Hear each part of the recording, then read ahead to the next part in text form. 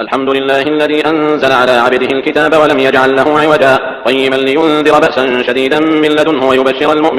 ويبشر المؤمنين الذين يعملون الصالحات أن لهم أجرا حسنا ماكثين فيه أبدا وينذر الذين قالوا اتخذ الله ولدا ما لهم به من علم ولا لآبائهم كبرت كلمة تخرج من أفواههم إن يقولون إلا كذبا فلعلك باقع نفسك على آثارهم إن لم يؤمنوا بهذا الحديث أسفا إنا جعلنا ما على الأرض زينة لها لنبلوهم أيهم أحسن عملا وإنا لجاعلون ما عليها صعيدا جرزا أم حسبت أن أصحاب الكهف والرقيم كانوا من آياتنا عجبا إذ أوى الفتية إلى الكهف فقالوا ربنا آتنا من لدنك رحمة وهيئ لنا من أمرنا رشدا فضربنا على آذانهم في الكهف سنين عددا ثم بعثناهم لنعلم أي الحزبين أحصى لما لبثوا أمدا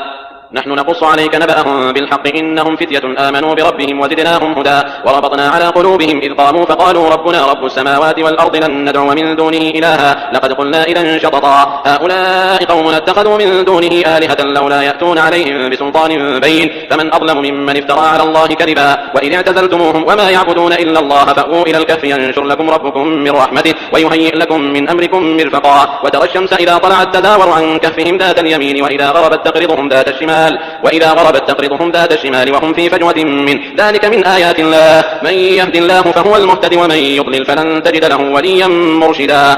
وتحسبهم أيقاظا وهم رقود ونقلبهم ذات اليمين وذات الشمال وكلبهم باسط ذراعيه بالوصيد لو اطلعت عليهم لوليت منهم فرارا ولملئت منهم رعبا وكذلك بعثناهم ليتساءلوا بينهم قال قائل منهم كم لبثتم قالوا لبثنا يوما أو بعض يوم قالوا ربكم أعلم بما لبثتم فبعثوا أحدكم بورقكم هذه إلى المدينة فلينظر أيها أزكى طعاما فليأتكم برزق منه وليتلطف ولا يشعرن بكم أحدا إنهم إن يظهروا عليكم يرجموكم أو يعيدوكم في ملتهم ولن تفلحوا إذا أبدا وكذلك آثرنا عليهم ليعلموا أن وعد الله حق وأن الساعة لا ريب فيها إذ يتنازعون بينهم أمرهم فقالوا بنوا عليهم بنيانا ربهم أعلم بهم قال الذين غلبوا على أمرهم لنتخذن عليهم مسجدا سيقولون 3 رابعهم كلبهم ويقولون 5 سادسهم كلبهم رجما بالغيب ويقولون 7 وثامنهم كلبهم قل ربي أعلم بعدتهم ما يعلمهم إلا قليل فلا تمار فيهم إلا مراء ظاهرا ولا تستفت فيهم منهم أحدا ولا تقولن لشيء إني فاعل ذلك غدا إلا أن يشاء الله واذكر ربك إذا نسيت وقل عسى أن يهديني ربي لأقرب من هذا رشدا ولبثوا في كهفهم 300 سنين وازدادوا 9 قل الله أعلم بما لبثوا له غيب السماوات والأرض أبصر به وأسمع ما لهم من دونه من ولي ولا يشرك في حكمه أحدا واتل ما أوحي إليك من كتاب ربك لا مبدل لكلماته ولن تجد من دونه ملتحدا واصبر نفسك مع الذين يدعون ربهم بالغداة والعشي يريدون وجهه ولا تعد عيناك عنهم تريد زينة الحياة الدنيا ولا تطع من أغفلنا قلبه عن ذكرنا واتبع هواه وكان أمره فرطا وقل الحق من ربكم فمن شاء فليؤمن ومن شاء فليكفر إنا أعتدنا للظالمين نارا أحاط بهم سرادقها وإن يستغيثوا يغاثوا بماء كالمهل يشوي الوجوه بئس الشراب وساءت مرتفقا إن الذين آمنوا وعملوا الصالحات إنا لا نضيع أجر من أحسن عملا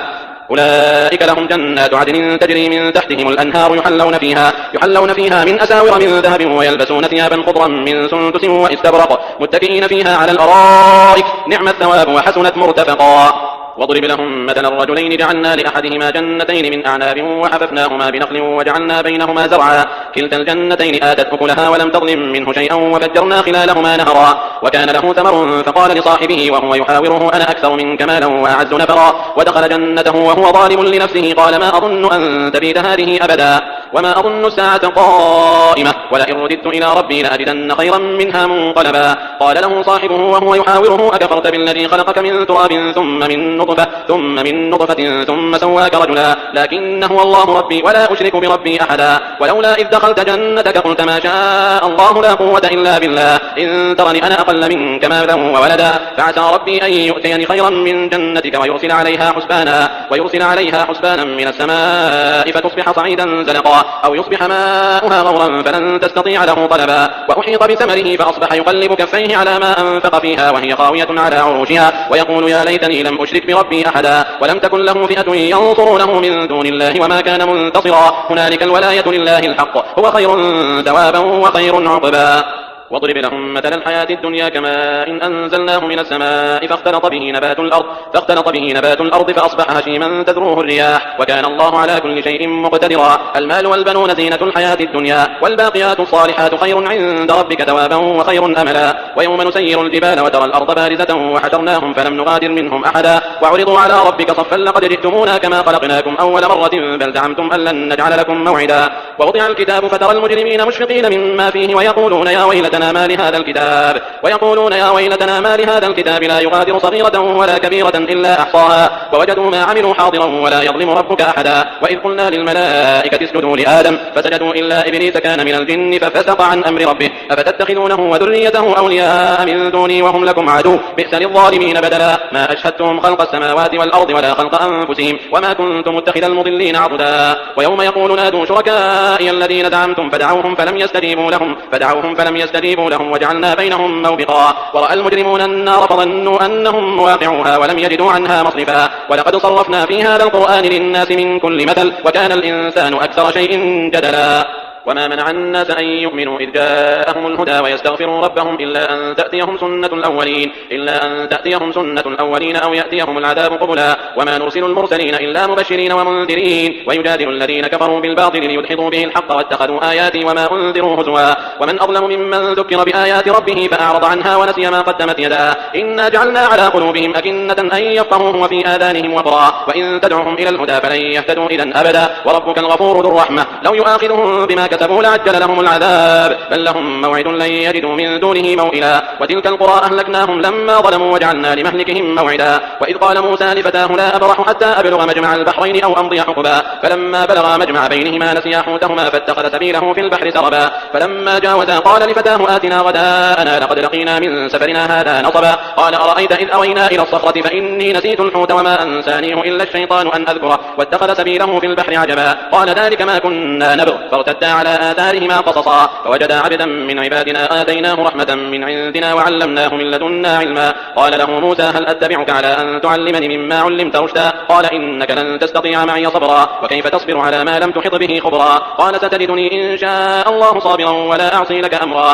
قال فإن اتبعتني فلا تسألني عن شيء حتى أحدث لك منه ذكرا. فانطلقا حتى إذا ركبا في السفينة خرقها قال أخرقتها لتغرق أهلها لقد جئت شيئا إمرا. قال ألم أقل إنك لن تستطيع معي صبرا قال لا تؤاخذني بما نسيت ولا ترهقني من أمري عسرا. فانطلقا حتى إذا لقيا غلاما فقتله قال أقتلت نفسا زكية بغير نفس لقد جئت شيئا نكرا. قال ألم أقل لك إنك لن تستطيع معي صبرا قال إن سألتك عن شيء بعدها فلا تصاحبني قد بلغت من لدني عذرا. فانطلقا حتى إذا أتيا أهل قرية استطعما أهلها فأبوا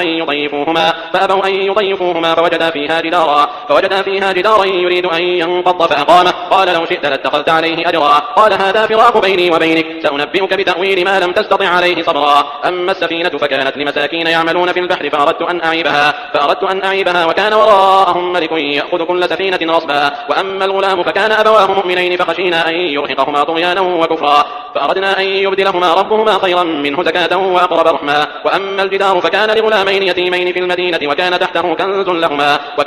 كنز لهما وكان أبوهما صالحا فأراد ربك أن يبلغا أشدهما ويستخرجا كنزهما رحمة من ربك وما فعلته عن أمري ذلك تأويل ما لم تسطع عليه صبرا. ويسألونك عن ذي القرنين قل سأتلو عليكم منه ذكرا. إنا مكنا له في الأرض وآتيناه من كل شيء سببا فأتبع سببا حتى إذا بلغ مغرب الشمس وجدها تغرب في عين حمية ووجد عندها قوما قلنا يا ذا القرنين إما أن تعذب وإما أن تتخذ فيهم حسنا. قال أما من ظلم فسوف نعذبه ثم يرد إلى ربه فيعذبه عذابا نكرا. وأما من آمن وعمل صالحا فله جزاء الحسنى وسنقول له من أمرنا يسرا. ثم أتبع سببا حتى إذا بلغ مطلع الشمس وجدها تطلع على قوم لم نجعل لهم من دونها سترا كذلك وقد أحطنا بما لديه خبرا. ثم أتبع سببا حتى إذا بلغ بين السدين وجد من دونهما قوما لا يكادون يفقهون قولا. قالوا يا ذا القرنين إن يأجوج ومأجوج مفسدون في الأرض فهل نجعل لك خرجا على أن تجعل بيننا وبينهم سدا. قال ما مكنني فيه ربي خير فأعينوني بقوة أجعل بينكم وبينهم ردما.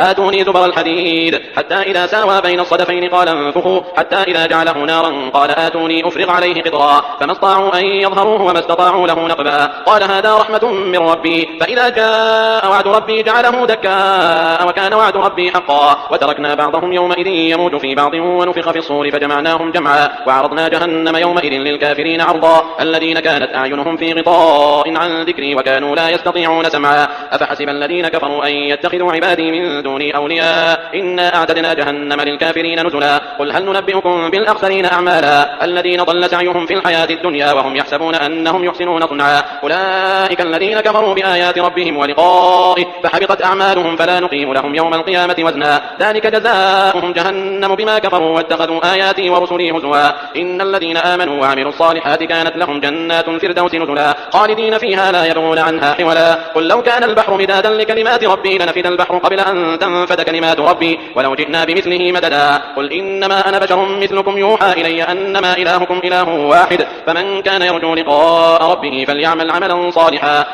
عملا صالحا ولا يشرك بعبادة ربه أحدا.